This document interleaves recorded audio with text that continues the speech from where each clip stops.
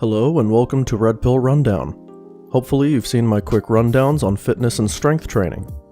After doing strength training for some time, at some point you're going to plateau where you can no longer progress as quickly as before. How do you continue to progress? No worries, because here's your quick rundown on advanced strength training. I got some feedback saying it'd be good to show me lifting to make my lifting related videos more reputable.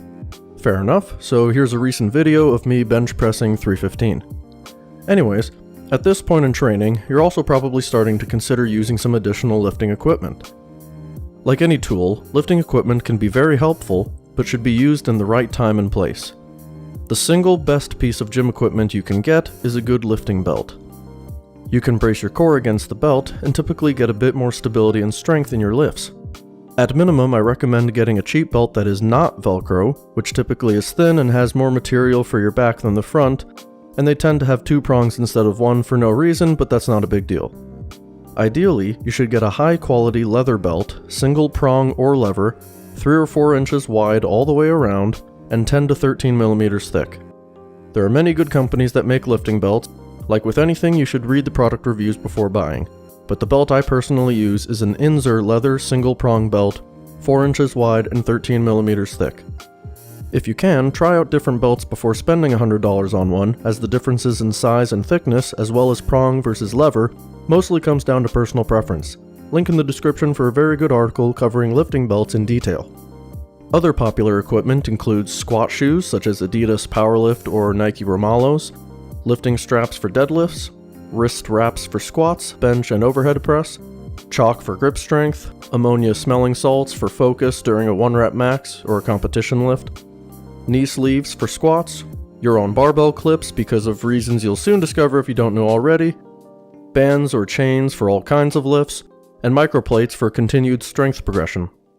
For all of this equipment and more, the golden rule is to only use it when you need to. Use straps for all of your deadlift sets, and you'll soon find yourself with a weak grip. Only use it for your heaviest working sets, and you should be fine. Speaking of advanced strength progression, what do you do when you can't increase your working sets by 5 pounds each session? Well, one strategy is to use some of that equipment we talked about, microplates. You can get them in different weights, but a pair of 1-pound plates would be fine. This allows you to make increases in smaller jumps than the normal 5-pound increases. Another method is my own creation, as far as I know, which I call set-by-set progression. If you're bench pressing 225 pounds for 5 sets of 5 reps, for example, but you can't do an increase to all 5 sets to get to 230 pounds for 5 sets of 5 reps, then take things 1 set at a time. Do 4 sets of 5 reps of 225 pounds, and then do 230 pounds for a 5th set of 5 reps. Next session at the gym, do 3 sets of 5 reps of 225 pounds, and then 230 pounds for 2 sets. After 5 gym sessions total, you'll have increased your strength to 230 pounds for 5 sets of 5 reps. After this no longer works, you could combine this strategy with microplates to have 2-pound and 3-pound increases, for example, which would happen over multiple gym sessions. This is a good strategy for those who like steady progress, even if it's slow and steady. What if you don't like progress to seem so slow and would prefer more variety? In that case, a very popular advanced progression strategy is block periodization. The blocks themselves vary depending on where you look, but it typically divides up your training into different blocks such as hypertrophy, strength, and peaking.